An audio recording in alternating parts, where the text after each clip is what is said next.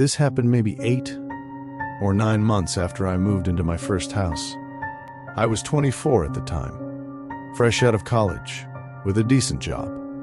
All you need to know about the house is that it had a very spacious basement, one that I mostly used for storage.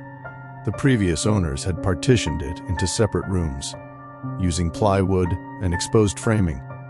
There was the main area at the bottom of the stairs, then a laundry section, then what I think was supposed to be a workshop, and then a weird back room, mostly used for storage. It had a maze-like quality. You couldn't see the entire basement from any single angle, and I remember thinking it was kind of cool when I first toured the place. Anyway, it was a weeknight. I needed to go downstairs to do laundry, which was the only time I ever really went down there. The basement lights were already on. I thought that was a little weird, but I didn't dwell on it. I'd been down there a few days earlier, so I just assumed I'd forgotten to turn them off. The space felt dim, even with the lights on. Those old yellow bulbs made everything look off. I started walking down the stairs, and then everything escalated so fast, I didn't even have time to react.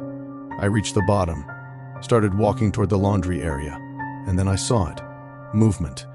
In the corner of my eye, I turned my head, and I locked eyes with him. A man, crouching behind one of the folding tables near the far corner. I almost dropped the basket. My brain just refused to process what I was seeing. There was a stranger in my basement, just hiding there. I couldn't move. I just stood there, staring at him, and he stared back. It wasn't normal. That stare felt wrong. Then suddenly, he stood up and ran, not toward me, but deeper, into the basement, into those dark, partitioned rooms. That's when it hit me, and I finally moved. I started backing toward the stairs, but I had already wasted too much time, because before I could reach them, every single light went out, just like that. Complete darkness. I'd never seen that basement like that before. I didn't even know it could get that dark. It was pitch black. I tried to keep moving toward where I thought the stairs were, but I misjudged it and I tripped, falling hard onto the floor. By the time I got up, I was completely disoriented. Fear had taken over, completely. My phone was upstairs, so I had nothing. No light, no way to see. I started screaming, just hoping it would scare him off, but instead, I heard screaming coming from the other side of the basement. He was responding. For a moment, it felt like we were both just screaming into the dark at each other, and then I stopped and he stopped too. That silence was worse. After that, I started moving slowly, using my hands, feeling along the walls, trying to find the stairs, but I could hear him moving too, somewhere behind me, getting closer, and then I heard it, breathing right behind me. That's when I realized he was right there, almost on top of me. Somehow, I found the base of the stairs. My hand hit the wood. I grabbed onto the railing, and I started going up. But before I could even take a full step, something grabbed my ankle. Hard. I lost my balance instantly. My head slammed into the railing, and I fell back down. Then he started dragging me, pulling me away from the stairs. With so much strength, I couldn't even understand it. I kicked, blindly, desperately, and somehow I connected, and for just a second, his grip loosened, just enough for me to tear myself free. I scrambled, crawling, reaching, until I found the stairs again. And this time, I didn't stop. I ran straight up. Still in complete darkness, I burst through the door and slammed it shut behind me, but it wasn't over.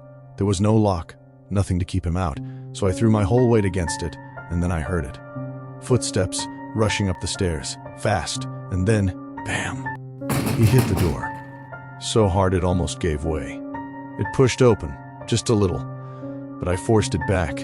With everything I had, he slammed into it again, and again, and again. Each hit harder than the last. I slipped my socks off, trying to get some grip, and I kept pushing, every ounce of strength, just to keep that door closed. And then it stopped, just like that.